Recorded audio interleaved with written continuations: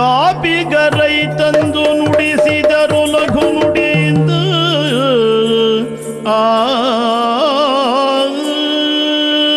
ಗೊತ್ತಿಲ್ಲದೆ ತಪ್ಪಾಗುವುದು ಸಹಜ ಧರ್ಮ. ಆದ ತಪ್ಪು ಪುನಃ ಪುನಃ ಆಗುವುದು ನಮ್ಮ ಪ್ರಾರಬ್ಧ ಕರ್ಮ. ಯಾಕೆಂದ್ರೆ ಈಗ ಹಿಂದೆ ಒಂದು ಘಟನೆ ನಡೆದು ಹೋಗಿತ್ತು. ನಮ್ಮ ಅರೆಕ್ಷಣದ ಅಚಾತುರ್ಯದಿಂದಲೋ ಏನೋ ಮಾಯಾಪುರಿ ಎಲ್ಲೋ ನಮ್ಮ ಕುದುರೆ ಹೋಗಿ ಅವಘಡಾಗಿ ಅಂತೂ ಪುನಃ ಹಿಡ್ಕೊಂಡು ಬಂದಾಯ್ತು. ಆಗ ನಾನು ಇನ್ನು ಮತ್ತೆ ಈ ತಪ್ಪು ಆಗಬಾರ್ದು ಅನ್ನುವ ಕಾರಣಕ್ಕಾಗಿ ಜಾಗರೂಕನಾಗಿ ಕಾಯ್ತಾ ಇದ್ದೆ. ಏನು ಮಾಡುವ, ನಾನು ನಿದ್ದೆ ಮಾಡಬಾರ್ದು ಅಂತಿದ್ದೆ, ನಿದ್ದೆ ಬಂದೋಯ್ತು.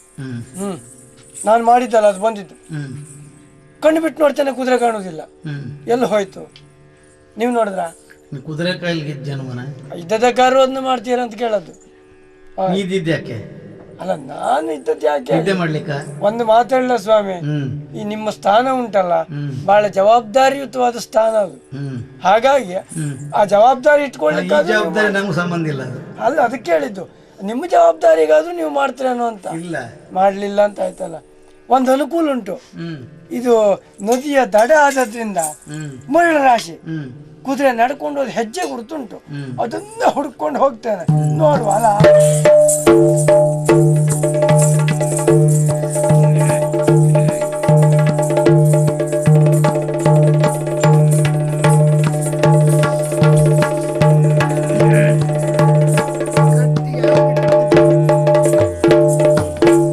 ಬಾಳೆ ಗಿಡಕ್ಕೆ ಕಟ್ಕೊಂಡುಂಟು ನಮ್ಮ ಕುದುರೆ. ಇದನ್ನು ನೋಡಿ ಕಲಿಬೇಕು ಸ್ವಾಮಿ. ಏನು ಸಾಮಾನ್ಯ ರಾಜ್ಯಕ್ಕೂ ರಾಮರಾಜ್ಯಕ್ಕೂ ಇರುವ ವ್ಯತ್ಯಾಸ ಏನು ಅಂತ. ಏನು? ಉಳಿದೆಲ್ಲ ಅರಸು ಮಕ್ಕಳಲ್ಲಿ ಪ್ರಜೆಯನ್ನು ನೋಡಿದರೆ ರಾಜ ಹೇಗೆ ಅಂತ ಗುರುತಿಸಬಹುದು. ರಾಮರಾಜ್ಯದ ವಿಶೇಷವೇ ಅದು. ಪ್ರಜೆ ಅಲ್ಲ, ಆ ರಾಜ್ಯದ ಒಂದು ಪ್ರಾಣಿಯನ್ನು ನೋಡಿದ್ರು ರಾಮನ ಯೋಗ್ಯತೆ ಎಷ್ಟು ಅಂತ ಗೊತ್ತಾಗ್ತದೆ. ಇಲ್ಲದೆ ಹೋದ್ರೆ ಒಂದು ಸಲ ನೆಗೆದ ಹಾರಿತ್ತು ನಮ್ಮ ಕುದುರೆ ಅಂದ್ರೆ ಬಾಳೆ ಗಿಡದ ಸಮೇತ ಮನೆಗೆ ಬರ್ತದೆ ಅದು, ಅಥವಾ ನಮ್ಮಲ್ಲಿ ಬರ್ತದೆ. ಆದ್ರೂ ಅದು ಹಾಗೆ ಮಾಡಲಿಲ್ಲ. ಯಾಕೆ? ಮರ್ಯಾದಾ ಪುರುಷೋತ್ತಮ ರಾಮಚಂದ್ರನ ಕುದುರೆ ಅದು. ಕಟ್ಟಿದವರು ಪುನಃ ಬಿಡು ತನಕ ನಾನು ಹೋಗುದು ಮರ್ಯಾದೆ ಅಲ್ಲ, ಆ ಕಾರಣಕ್ಕಾಗುಂಟು. ಅದಕ್ಕೆ ಮರ್ಯಾದೆ ಉಂಟು. ಈ ಸಣ್ಣ ಮರ್ಯಾದೆ ಕೆಲಸ ಮಾಡಿದವರು ಯಾರು? ಓ, ಬ್ರಾಹ್ಮಣರ ಮಕ್ಕಳ ತಪ್ಪಲ್ಲಪ್ಪ. ಬ್ರಾಹ್ಮಣರ ಮಕ್ಕಳ ಬುದ್ಧಿಯು ಸಮ, ಮಂಗನ ಬುದ್ಧಿಯು ಸಮ ಅಂದ್ರೆ ಅಷ್ಟು ಚುರುಕಾಗಿರ್ತಾರೆ ಅಂತ. ನೋಡು, ಒಂದು ಒಳ್ಳೆ ಮಾತು ಹೇಳಿದ್ರೆ ಯಾಕೆ ಕೇಳಬಾರ್ದು? ಅವರು ಮಾಡಿ ನಿಮ್ ಜನವನ ನೀನ್ ಕರೆದ್ರೆ ಬರ್ಲಿಕ್ಕೆ ಅಲ್ಲ, ಮತ್ತಾರು ನಿನ್ನೊಂದು ಮುಂದೆ ಬಾ ಅಂತ ಹೇಳಿದಾಗ ಅನ್ನಿಸ್ಲಿಲ್ಲ. ನಾ ಹೇಳಿದ್ರೆ ಅವರು ಮುಂದೆ ಬರ್ತೀಯನೋ ಅಂತ ಕೇಳಿದೆ ಅಷ್ಟೇ. ನನ್ನ ಕರ್ಮ ನೀ ಅಂತ ಮುಂದೆ ಕರೆದು ನನ್ನ ಯಾಕೆ ಕರೆದೆ ಗೊತ್ತುಂಟಾ? ಈ ಕೆಲಸ ಮಾಡಿದ್ ನೀವು. ಹೌದಾ? ಕಟ್ಟಿದ್ದು ಹೌದಾದ್ರೇನು? ತುಂಟನಾದೆಯೋ ಎಲೆ ಮಾಣಿ, ನಿನ್ನ ಸೊಂಟ ಮುರಿಯುವುದು ದೇವ್ರಾಣಿ. ತುಂಟನಾದೆಯೋ ಎಲೆ ಮಾಣಿ, ತುಂಟನಾದೆಯೋ ಎಲೆ ಮಾಣಿ, ಎಲೆ ಮಾಣಿ, ಎಲೆ ಮಾಣಿ. ತುಂಟನಾದೆಯೋ ಎಲೆ ಮಾಣಿ, ನಿನ್ನ ಸೊಂಟ ಮುರಿಯುವುದು ದೇವ್ರಾಣಿ. ನಿನ್ನ ಸೊಂಟ ಮುರಿಯುವುದು ದೇವ್ರಾಣಿ. ಎಲೆ ಮಾಣಿ ದೇವ್ರಾಣಿ, ಎಲೆ ಮಾಣಿ ದೇವ್ರಾಣಿ, ಎಲೆ ಮಾಣಿ ದೇವ್ರಾಣಿ.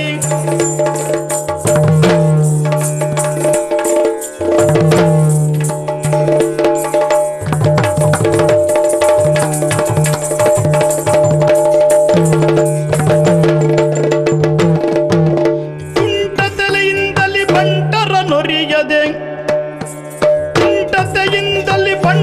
ನೊರಿಯದೆ, ಬಂಟರ ನೊರಿಯದೆ, ಗಂಟಲ ಗಾಣದ ನಂಟತೆ ಮಾಡ್ಪರೆ, ಗಂಟಲ ಗಾಣದ ನಂಟತೆ ಮಾಡ್ಪರೆ.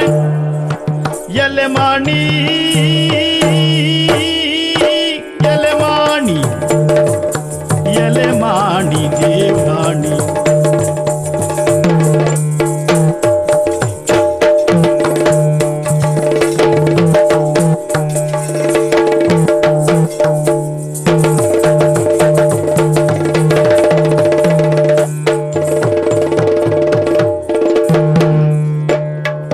ತುಂಟನಾದೆಯೋ ಎಲೆ ಮುರಿವುದು ದೇವ್ರಾಣಿ ದೇವ್ರಾಣಿ. ಕುದುರೆ ಕಟ್ಟಿದವನೇ ಹೌದಾ? ಹೌದಾದ್ರೇನೋ ಲೋಕದಲ್ಲಿ ಒಂದು ಮಾತುಂಟು, ಎಂತದ್ದ ಆಡೋ ಮಕ್ಕಳು ಆಡ್ಬೇಕು, ಬೇಡು ಮಕ್ಕಳು ಬೇಡಬೇಕು. ಅಂದ್ರೆ ನೀನು ಬೇಡು ಮಕ್ಕಳಲ್ಲಿ ಬಂದವನ? ಗತಿ ಇಲ್ಲ ಮತ್ತೆ. ನೀವು ಆಡ್ಬೇಕಾದ ಆಡದೆ ಹೋದ್ರೆ ನಾವು ಬೇಡಬೇಕಾಗ್ತದೆ. ಇದನ್ನು ಕಟ್ಟಿದವ್ರು ನೀವು. ಹೌದು. ಯಾವ ಕೆಲಸ ಯಾರು ಮಾಡ್ಬೇಕು ಅವರೇ ಮಾಡ್ಬೇಕು ಮಣಿ. ಅಂದ್ರೆ ಇದು ನೀವು ಮಾಡುವ ಕಾರ್ಯ ಅಲ್ಲ. ಈ ಕುದುರೆ ಕಟ್ಟೋ ನೀನಾಗಿತ್ತ? ನಿನ್ನಲ್ಲಿ ಕೇಳ್ತಾನೆ, ಹಾ ಒಂದು ಗಂಟ್ಲಲ್ಲಿ ನೀರೇ ಇಳಿಯುವುದಿಲ್ಲ, ಹಾ ಕಡುಬು ತುರುಕ್ಲಿಕ್ಕೆ ಆಗ್ತದ? ನೀರು ಹೋದಾದ್ರೂ ಕೊಡಬಹುದಿಲ್ಲ. ಹಾಗೆ ನೀವು ಮಾಡಿದ್ದು ಅದೇ. ಅಂದ್ರೆ ಗಂಟಲು ಗಾಣದ ನಂಟತೆಯನ್ನ ಮಾಡಿದ್ದೀರಿ, ಅಂದ್ರೆ ಯೋಗ್ಯತೆಯನ್ನ ಮೀರಿದ ಕೆಲಸ ಮಾಡಿದ್ದೀರಿ. ಹೌದಾ? ಹೌದು. ತಟ್ಟು ತಟ್ಟು. ನಿನಗಲ್ಲ ಸ್ವಲ್ಪ ಮೇಲೆ ತಟ್ಟಬೇಕು. ಎಂತ ಕೆಲಸ ನಮ್ದು ನೋಡ. ನೀನು ಮಾಡಿದ ವ್ಯವಹಾರಕ್ಕೆ ಏಯ್, ಎಂತದ ನೀವು ಮಾಡ್ಬೇಕಾದ ಕಾರ್ಯ ಏನು ಗೊತ್ತುಂಟ? ಏನ? ಪಾಣಿ ಪಂಜಿಯನ್ನುಟ್ಟು ತಲೆ ಮೇಲೆ ಮೊರಿ ಜುಟ್ಟನ್ನ ಬಿಟ್ಟು ಉಂಟು ದೇವರ ಮುಂದೆ ಕೂತು ಘಂಟಾಮಣಿ ಬಾರಿಸಬೇಕೆ ಬಿಟ್ರೆ ಈ ಕಾರ್ಯ ನೀವು ಮಾಡೋದಲ್ಲ. ಒಂದು ವೇಳೆ ಇನ್ನೊಬ್ಬರನ್ನ ಮೆಚ್ಚಿಸ್ಲಿಕ್ಕೆ ಅಂತ ನೀ ಈ ಕಾರ್ಯ ಮಾಡಿದ್ರೆ ಏನು ನಮ್ಮಂತ ಕ್ಷೋಣಿಯ ವೀರರ ಪ್ರಾಣ ಬಿಡ್ತಾರೆ ಅಂತ ಮಾಡ್ಕೊಂಡೇನ? ನೀ ಎಂತ ಕೋಡಿವೇನ? ನೀನ್ ದೋಣಿ ವೀರ. ಅದು ನೀನ್ ತಿಳ್ಕೊಂಡಿದ್ದೆ. ನಮ್ಮ ಯೋಗ್ಯತೆ ಎಷ್ಟು ಅಂತ ನಮ್ಮನ್ನಲ್ಲ, ನಮ್ಮ ಒಡೆಯರಿಗೆ ವಿಷಯ ಗೊತ್ತಾದ್ರೆ ಏನು ಮಾಡ್ತಾರೆ ಗೊತ್ತುಂಟ? ಒಡಿಯ? ಹೌದು. ಅವ್ರೇನು ಸಾಮಾನ್ಯದವರಲ್ಲ. ಅಂದ್ರೆ ಗಂಡರಿಗೆ ಗಂಡ.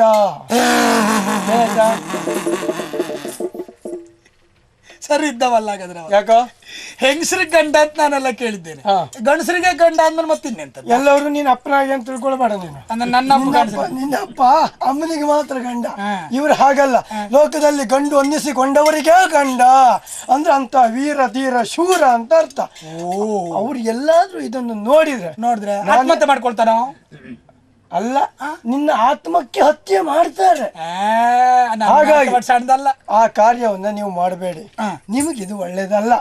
ಆ ಕಾರಣಕ್ಕೆ ಬಿಡು, ತಗೊಂಡು ಹೋಗ್ತೇನೆ. ಓ, ಕಟ್ಟಿದಂತ ಕುದುರೆಯನ್ನು ಬಿಡಬೇಕು. ಬಿಟ್ಟರು ನೀನು ಅದನ್ನ ಹೊಡ್ಕೊಂಡು ಹೋಗ್ತೀಯ?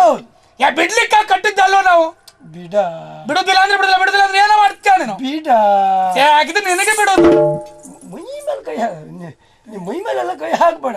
ಅದನ್ನ ನಿನ್ನ ಬಿಡ್ಲಿಕ್ಕೆ ಆಗ್ತದ್ರೆ ಆಗುದಿಲ್ಲ, ನಾನೇ ಬಿಡಿಸ್ಕೊಂಡು ಹೋಗ್ತೇನೆ. ನೀನೇ ಬಿಟ್ಕೊಂಡು ಹೋಗ್ತೀಯ? ನಾವು ಕಟ್ಟಿದ್ದೇವೆ, ಕಟ್ಟದ ಕೈಯಿಂದ ನಾವು बिडुವುದಿಲ್ಲ. ನಿನಗೆ ಅಷ್ಟು ಉಂಟು ಅಂತ ನೀನೇ ಬಿಡಿಸ್ಕೊಂಡು ಹೋಗು. ಇದನ್ನು ಮತ್ತೆ ಇಷ್ಟು ತಲೆ ಬಿಸಿ ಇಲ್ಲ, ಈ ಎಲ್ಲ ಅವಸರದಲ್ಲಿ ಹುಟ್ಟುದು ಮಾಡಿಸ್ಕೊಂಡು ಹೋಗ್ರಿ.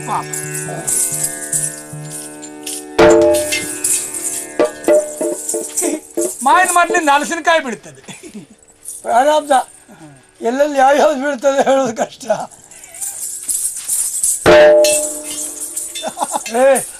ಬಾಳೆ ಮರದಿಂದ ಅಮಟೆಕಾಯಿ ಬಿತ್ತು. ಬಾಳೆ ಮರದಿಂದ ಅಮಟೆಕಾಯಿ ಬೀಳ್ತದೆ ಅಂದ್ರೆ ನನ್ನನ್ನು ನೀವು ಆಡಿಸ್ಲಿಕ್ಕೆ ಹೊರಟದ? ಬಿಡ್ತೀರಾ ಇಲ್ಲ? ಬಿಡುವುದಿಲ್ಲ ಅಂತ ಬಿಡ್ತೀರಾ ಇಲ್ಲ? ಬಿಡುವುದಿಲ್ಲ. ಏನು ಬಿಡ್ತೇವೆ? ಬಿಡ್ತೇವೆ. ಬಿಡ ಹಾಗಿದ್ರೆ ಕುದುರೆ ಅಲ್ಲ, ನಿನಗೆ ನಾರಕ್ಕೆ ಬಿಡ್ತೇವೆ.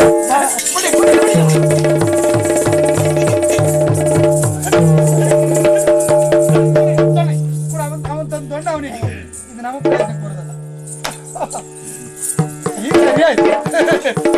ಬಿಟ್ಟಿದ್ದೇವಲ್ಲ, ಆಗುದು ಒಂದೇ ಅಲ್ಲ, ನೆನಪಿಗಾಗಿ. ಹೋಗಿ ಹೇಳು. ಹೇಳ್ತನಾ? ಈಗ ಹೋಗಿ ಹೇಳು. ಯಾರಿಗೆ? ನಿನ್ನ ಗಂಡಸರ ಗಂಟಂಗ ಹೋಗಿ ಹೇಳ. ನನಗಿದು ಬೇಕಾಗಿತ್ತ? ಖಂಡಿತ ಬೇಡಾಗಿತ್ತು. ಏನು ಅವ್ರು ಅಷ್ಟು ಹೊಡೆದ್ರು ನಾನು ಯಾಕೆ ಹೊಡಿಲಿಲ್ಲ ಅವರಿಗೆ? ಆಗಲಿಲ್ಲ ಅಂತ ಅಲ್ಲ, ಮತ್ತೇನು? ಅವರಷ್ಟು ಹೊಡೆದದ್ದು ನನ್ನ ಹತ್ರ ತಿನ್ಲಿಕ್ಕಾಯ್ತು, ತಿರುಸು ಒಂದು ಬಿಡ್ಲಿಕ್ಕೆ ಆಗುದಿಲ್ವಾ? ಆದ್ರೂ ಯಾಕೆ ಹೊಡಿಲಿಲ್ಲ? ಯಾಕೆ ಸ್ವಾಮಿ, ಈಗ ಈ ಕತೆ ಶುರುವಾದದ್ದು ಯಾಕೆ ಅನ್ನೋದು ಗೊತ್ತುಂಟ ನಿಮಗೆ? ಯಾಕೆ? ದಾನವನಾದ್ರೂ ಅಪ್ಪ ಬ್ರಾಹ್ಮಣ ಅನ್ನುವ ಕಾರಣಕ್ಕೆ ರಾವಣನನ್ನು ಕೊಂದವರು ನಮ್ಮ ಪ್ರಭು. ಬ್ರಹ್ಮಹತ್ಯೆ ದೋಷ ಬಂತೋ ಎನ್ನುವ ಅನುಮಾನಕ್ಕಾಗಿಯೇ ಈ ಅಶ್ವಮೇಧ ಯಾಗವನ್ನು ಕೈಗೊಂಡದ್ದು. ಬ್ರಾಹ್ಮಣರನ್ನೇ ಕೊಂದ್ರೆ ಅವ ಶುದ್ಧ ಬ್ರಾಹ್ಮಣ ಅಲ್ಲ, ಅವ ರಾವಣ. ಆದ್ರೂ ಇವರನ್ನು ನೋಡಿದ್ರೆ ಹಾಗೆ ಕಾಣುವುದಿಲ್ಲ. ಶುದ್ಧ ಬ್ರಾಹ್ಮಣರ ಮಕ್ಕಳು ಹಾಗೆ ಕಾಣ್ತಾರೆ. ಎಲ್ಲಾದ್ರೂ ನಾ ಕೊಡುವಾಗ ಆಯ ತಪ್ಪಿ ಇವರು ಮರ್ಮಸ್ಥಾನಕ್ಕೆ ಬಿದ್ದು ಯಾವ್ದಾದ್ರು ಒಬ್ಬ ಸತ್ತೋದ ಅಂತಾದ್ರೆ ನನ್ನ ಹತ್ರ ಮತ್ತೆ ಅಶ್ವಮೇಧ ಯಾಗ ಮಾಡ್ಲಿಕ್ಕೆ ಆಗುವುದಿಲ್ಲ. ಹಾಗಾಗಿ ಅವ್ರ ಹೊಡೆಯೋದಕ್ಕಿಂತ ತಿಂದುಕೊಂಡು ಹೋಗುದೇ ಒಳ್ಳೇದಲ್ವಾ? ಅಲ್ಲೇ ಹೋಗಿ ಹೇಳ್ತೇನೆ, ಅವ್ರೇನು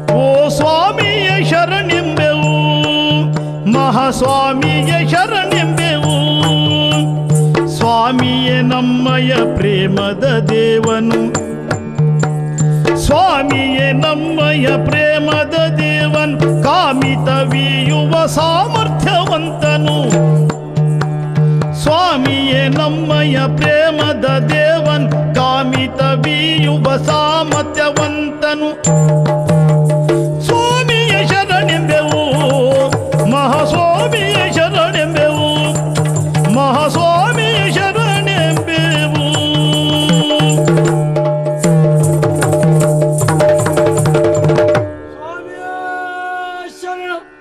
ಅಯ್ಯಪ್ಪ ಏನದು?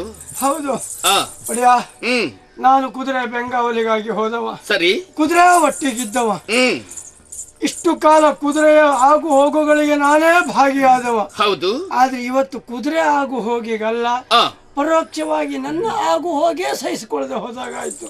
ನಿನ್ನ ಆಗು ಹೋಗ. ಹೌದು. ಏನಾಯ್ತು? ಹೊರಟಂತ ಕುದುರೆ ಹ್ಮ್ ಹತ್ತಿರದಲ್ಲಿರುವ ತಮಸಾ ನದಿಯ ತಟಾಕದಲ್ಲಿ ಆ, ಅರಕ್ಷಣ ಮಾಯ ಆಯ್ತು. ಹೌದು, ಮಯವಾಯ್ತ. ಮಾಯ ಆಯ್ತು. ಮತ್ತೆ ಇದು ಹಳೆ ಪ್ರಸಂಗ ಮತ್ತೆ ಬಂತು ಅಂತ ತಿಳ್ಕೊಂಡೆ. ನನಗೆ ಆತಂಕ ಆಗಿರುವುದು ಅದಕ್ಕೆ. ಆಮೇಲೆ ಹುಡುಕ್ತಾ ಹೋದ, ಆ, ಇಲ್ಲ ಎಲ್ಲೂ ಹೋಗ್ಲಿಲ್ಲ. ಹ್ಮ್. ಹತ್ತಿರದಲ್ಲಿ ಒಂದು ಬಾಳೆ ಗಿಡ ಕಟ್ಟಾಕೊಂಡುಂಟು. ಬಾಳೆಯ ಮರಕ್ಕ. ಹೌದು, ಯಾರತ್ತ ಹುಡುಗಾಟ ಬಿಡ. ನಾನು ಹಾಗೆ ತಿಳ್ಕೊಂಡು ಬಿಡಿಸ್ಕೊಂಡು ಬರ್ಲಿಕ್ಕೆ ಹೋದೆ. ಹಾ. ತಕ್ಷಣ ಬಂದು ತಡೆದ್ರು. ಹ್ಮ್ ಹಾಗಿದ್ರೆ ಕಟ್ಟಿದವ್ರು ಯಾರು? ಹಾ. ಬ್ರಾಹ್ಮಣರ ಮಕ್ಕಳು. ಹ, ಹುಡುಗಾಟಕ್ಕೆ ಕಟ್ಟಿರಬಹುದು ಅನ್ನುವ ಕಾರಣಕ್ಕಾಗಿ ಬಿಟ್ಟು ಕೊಡಿ ಅಂತ ಹೇಳಿದೆ. ಹ್ಮ್ ಆ ಮಕ್ಕಳೇ ಆದ್ರೆ ಬಿಡ್ತಿದ್ರು ಏನೋ. ಹಾ. ಅವರ ಮಧ್ಯದಲ್ಲಿ ಒಬ್ಬ ಹುಡುಗ ಇದ್ದಾನೆ. ಹ್ಮ್ ಅವನಾವ ರಾಯನ ಮಗನೋ, ದಿವಿಜ ವಂದಿತ ಕಾಲನಹನೋ. ಹೌದು ಒಡೆಯ, ನೋಡ್ಲಿಕ್ಕೆ ಬ್ರಾಹ್ಮಣರ ಹುಡುಗನಾಗೆ ಕಾಣ್ತಾನೆ. ಆದ್ರೆ ಪೆಟ್ಟು ಮಾತ್ರ ಸಾಧಾರಣ ಛಾತಿರದ್ದೇ ರುಚಿ ಉಂಟು ನೋಡಿ ಅವನದ್ದು. ಯಾಕೆ ಇದನ್ನ ತಿಂದ ಅನುಭವ ಕೇಳುವುದು. ಎಲ್ಲರ ಹತ್ರ ತಿಂದವನೇ ಹೆಚ್ಚು ಕಡಿಮೆ. ಬ್ರಾಹ್ಮಣ ರೂಪ ಪೆಟ್ಟು, ಕ್ಷತ್ರಿಯರ ಪೆಟ್ಟು. ಬಲ ಮತ್ತು ಕ್ಷಾತ್ರಿಯತೆ ಅನುಮಾನ ಇಲ್ಲ. ಹಾಗಾಗಿ ಆ ಹುಡುಗ ನನ್ನಲ್ಲಿ ಒಂದೇ ಮಾತು ಹೇಳಿದ, ಯಾರು ಶತ್ರುಘ್ನ ಅಲ್ಲ, ಇದನ್ನ ಬಿಟ್ಟ ರಾಮನೇ ಬರ್ಲಿ, ನಾವು ನೋಡ್ಕೊಳ್ತೇವೆ ಅಂತ ಹೇಳಿದ. ರಾಮನೇ ಬರ. ಶರರ್ಯಂದ ಮಾತುಗಳಾಲಿಸಿ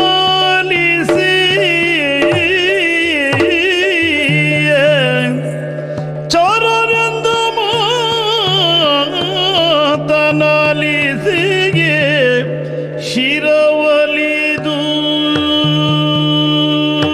ಶಿರವಲಿದು ತರಳನೋ ತುರಗವಂ ಕಟ್ಟಿ ಕಾದನು ರವಣಿಸಿದನೇ ತುರಗವಂ ಕಟ್ಟಿ ಕಾದನು ರವಣಿಸಿದನೆ ರಘು ಜಗಿದಿರಾಗಿ ಮಜ ಭಲರೇ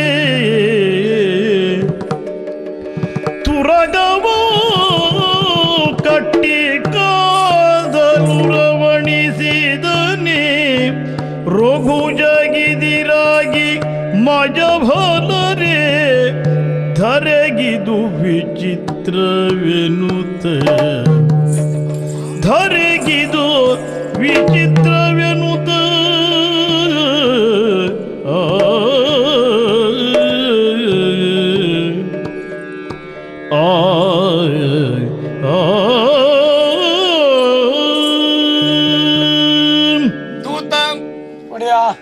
ಕಾಣುವುದಕ್ಕೆ ಬ್ರಾಹ್ಮಣ ರೂಪ, ಹೌದು, ಮಾಡುವ ಕಾರ್ಯವೆಲ್ಲವೂ ಕ್ಷತ್ರಿಯರ ವೀರೋಚಿತವಾದದ್ದೇ ಕಾರ್ಯಗಳು. ಹೌದು. ಆಶ್ಚರ್ಯ. ರಾಮಚಂದ್ರನ ಪ್ರತಿತಿಯನ್ನ ಕೇಳದೆ ಇಲ್ಲ ಅಂತಲೇ ತಿಳ್ಕೊಂಡ್ರೆ ಅಪರಾಧ ಏನಿಲ್ಲ. ಇಲ್ಲ, ಎಲ್ಲವರೂ ಕೇಳಿದ್ದಾರೆ. ಹೌದು. ಈ ಹುಡುಗರಿಗೆ ಅವರ ವಿಚಾರ ಗೊತ್ತಿಲ್ಲವು. ಗೊತ್ತಾಗೇ ಕಟ್ಟದ್ದು ಹೇಳಿದ್ದಾನೆ. ಹೌದಲ್ಲ. ಹೌದು. ಲೇಖನವನ್ನ ಓದಿಯೇ ನಮ್ಮಲ್ಲಿಯೂ ಬಲವಿದೆ ಹೌದು ಎಂಬ ಕೆಚ್ಚಿನಿಂದ ಕುದುರೆಯನ್ನ ಬಾಳೆಯ ಮರಕ್ಕೆ ಕಟ್ಟಿದ್ದಾರೆ. ನಿಷ್ಠೆಯುಳ್ಳ ನಮ್ಮ ಕುದುರೆ ಬಿಡಿಸಿಕೊಂಡು ಬರಲಿಲ್ಲ. ಆದರೆ ನನಗೆ ಆ ಹುಡುಗರ ವಿಷಯದಲ್ಲಿ ಅಲ್ಲ, ನೀನು ಹೇಳಿದ ಆ ಹುಡುಗನ ವಿಚಾರದಲ್ಲಿ ನಾನು ಯೋಚಿಸುವಂತಾಯಿತು. ಇದೆಂತಹ ಆಶ್ಚರ್ಯ. ಬಲವಿದ್ದವರು ಕಟ್ಟಬೇಕು. ಆ ಸಾಮಾನ್ಯರ ಹುಡುಗರಲ್ಲಿ ಬಲ ಇದೆಯೇ? ತರ್ಕಿಸುವುದಕ್ಕೆ ಸಾಧ್ಯವಿಲ್ಲ. ಆದರೂ ಯಾಕೋ ಏನು ನಾವು ದುಡುಕುವ ಹಾಗಿಲ್ಲ.